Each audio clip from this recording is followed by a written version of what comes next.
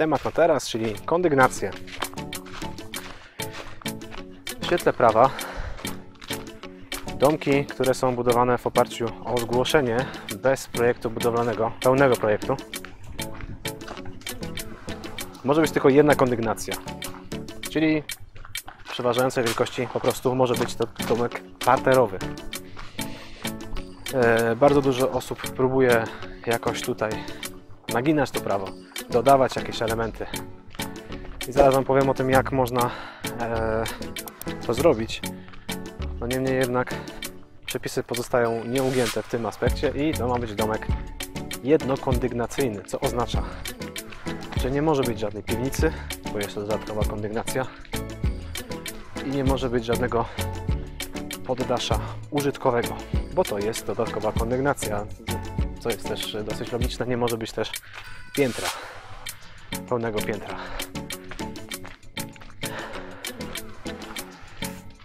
I teraz tak, jakie są rozwiązania? Po pierwsze, można zbudować poddasze nieużytkowe. Z tym jest problem taki, że urzędy niesłusznie, ale będą Wam robić często problemy, że jeśli na poddaszu nieużytkowym będziecie chcieli sobie dać jakieś okna, bo w przyszłości będziecie chcieli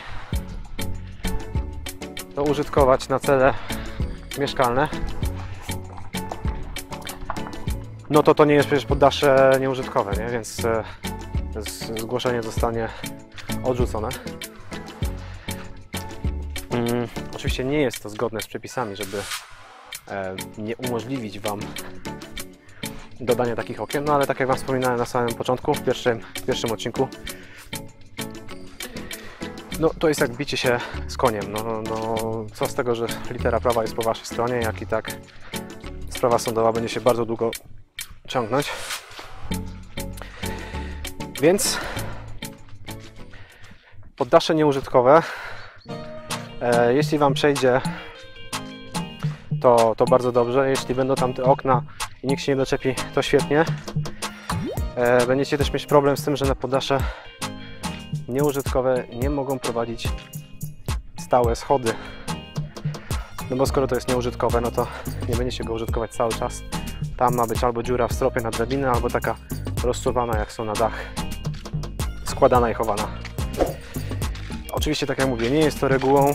Co kraj to obyczaj, co gmina to inna pani od biurokracji. No ale tak to najczęściej wygląda. Poddasze nieużytkowe polega na tym, że po prostu macie strop nad parterem na całej jego wysokości. Tam oczywiście nie może być nic innego niż jakiś składzik. Nie możecie tam przebywać. Oczywiście nikt Wam tego nie sprawdzi, nie? Ale według prawa nie możecie tam przebywać. Jest to najczęściej wybierana forma przez osoby, które w planach mają zmianę sposobu użytkowania całego domku z rekreacyjnego, czy też z budynku gospodarczego na mieszkalny. Bo wtedy można po prostu to poddasze sobie przerobić i mieć pełnopowierzchniowe. Bo jak macie antresola, zaraz Wam o tym opowiem, ale nie ma pełnej powierzchni parteru, a poddasze już ma, pomijając oczywiście otwór na schody.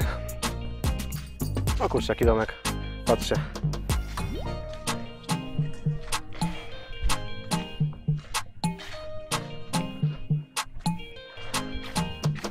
Takie kwiatki można poznajdywać, architektoniczne. Fajna bryła.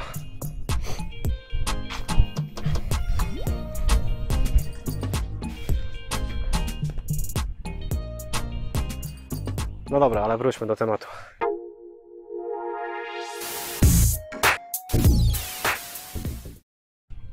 Antresola nie może być nad całą powierzchnią parteru. Musi to być jakaś jego część. Choćby miała być mniejsza o pół metra, to musi być mniejsza o pół metra. Problem stanowi zapis, który mówi, że antresola to jest tak jakby poddasze umieszczone nad jakimś pokojem. Ja z tego wybrnąłem w ten sposób, że projektując domy, po prostu nie robię żadnego podziału na dole. Jest to jeden duży pokój i dzięki temu antresola może mieć tam praktycznie dowolny wymiar. Jest to ograniczone po pierwsze konstrukcyjnie, po drugie tym, że trzeba na antresolę jakoś wejść, ale nie będzie problemów prawnych właśnie w związku z tym. Ja nie wiem czemu ludzie, którzy to projektują, w ogóle nie zwracają na to uwagę.